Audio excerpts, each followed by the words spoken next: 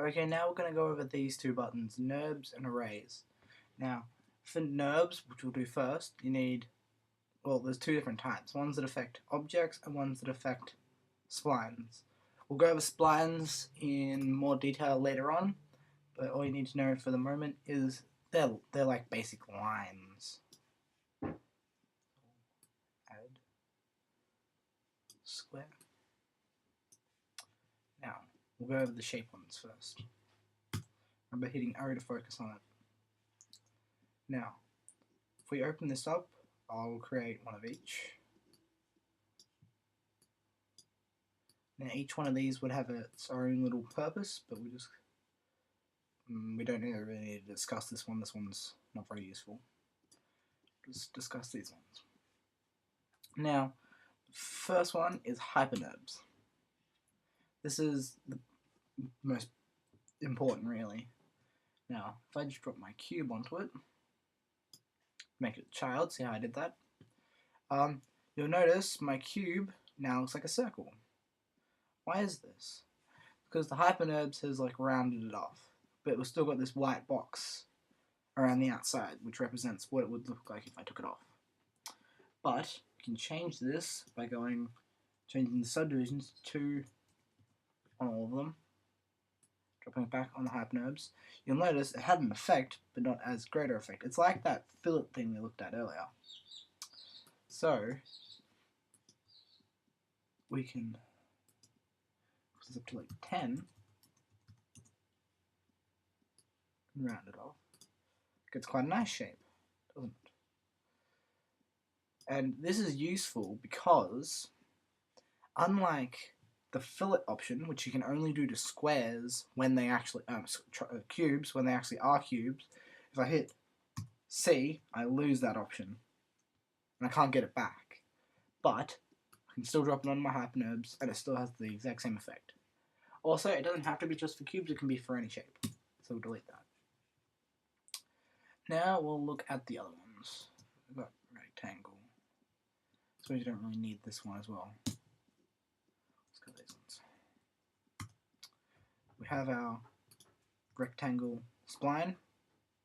Now this is for splines, they're infinitely small lines, like they're infinitely thin. If I hit render, can't see anything. Now I'm going to drop this onto the extrude Nurbs. What this has done is it's made it a solid shape. Now if I command render, now it actually does work. That's very useful if you're making objects out of splines. See, I can adjust subdivisions and movement. Movement's very useful. See, this is how far it sticks out. And this can change like movement left and right. Take that out. Lathe Nurbs. This is very useful if you were going. I'll show you the symbol. The symbol shows it.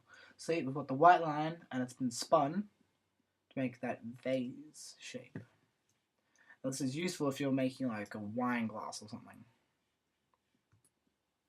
Now notice it's worked, but not very well. That's because our square isn't in the middle. So if I set my square to 0, 0, 0. Whoa, what did I do there?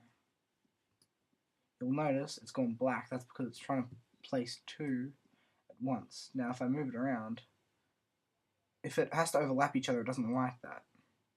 So what we do is we spread it out and see what it's doing is it's taking the square and spinning it 360 degrees along the y-axis.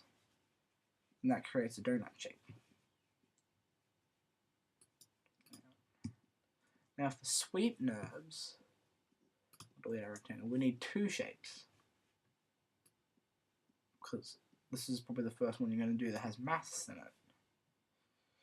So focus on we just made a circle.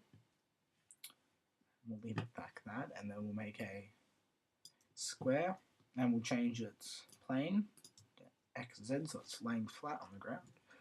And then we'll make it 1,000 by 1,000. And we'll drop each. I think it's circle. Oh, nope. See, I did it the wrong way around. If I put it the other way, because it tells you if we click on this. Where does it tell us? I guess it doesn't. But what it's doing is it's taking the rectangle, which is the first one, and then using the circle and putting it right around it, and we get this cool frame shape. But you'll notice if I do it the other way around, it tries to wrap the circle, tries to wrap the square around the circle. And that's not good. That doesn't work. It would work if we changed it. I'm sure you could use this effect to your advantage. But if we do this, it isn't glitchy. Looks good. Looks like a disc. Well, that's Nurbs done. Now let's have a look at arrays.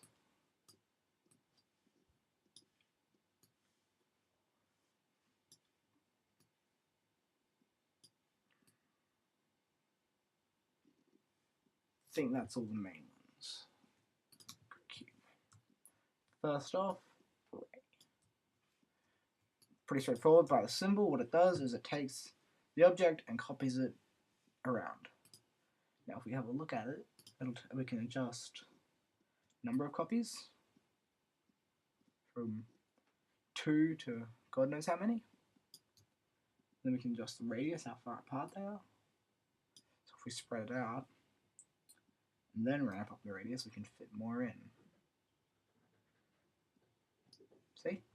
Now I can use that for like a track or something of a tank. Now bool, we need 2 shapes.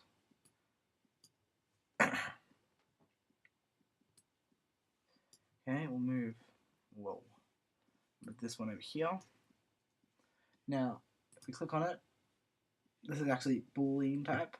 A subtract B, you can choose all these. A union B, A intersect B, and A without B. So what we can do, right, is we can drop both of them into it. And you'll notice, as it said, A subtract B, it's cut out the bit that they overlapped. Now what I can do is if I select A, I can move it around in real time and it cuts it out. So I can say, that looks a bit better. Oh wait, I like it to be here, here, here, whatever. Or I can have it completely out. Or I can change that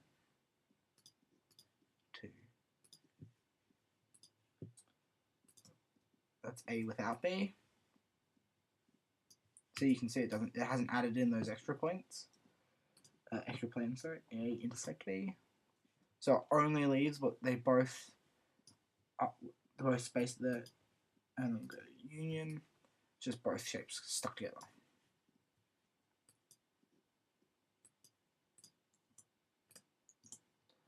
Okay, now we'll look at symmetry. Drop the symmetry on. Now move it away. Now we need to look at it from, because it's pretty obvious what symmetry does. Say it's doing on the XZ plane. Click it, see, it'll move. Oh, wrong way. What am I doing? Sorry, let's click cube, not the thing. See, I can move it around, move it up and down, and it copies it on the other side. Now this is good if you're like modeling a face or something. Now metaball. That did not work. This is another one we need to have subdivisions. Now you'll notice this is basically a liquid. So if we add another cube, move it over. Whoa, that's a bit choppy. I think we'll turn it down a bit. 5 by 5 by 5. You'll notice it gets smaller because there's less polygons for it to use. Considerably less. So we'll select this cube again, this one. We'll drag it over to here, and you'll notice when they get close to each other, they stick together like a liquid. So I can make a peanut shape, or I can make a liquid. If I had this dripping out of a tap, it'd be like bloop, bloop, bloop. You get the idea. Just drag it out. because it's still a cube. Where is it? And we've got connect object. I don't need to go over connect objects. Pretty obvious what that does. And that's Nurbs and Arrays in Cinema 40 R11.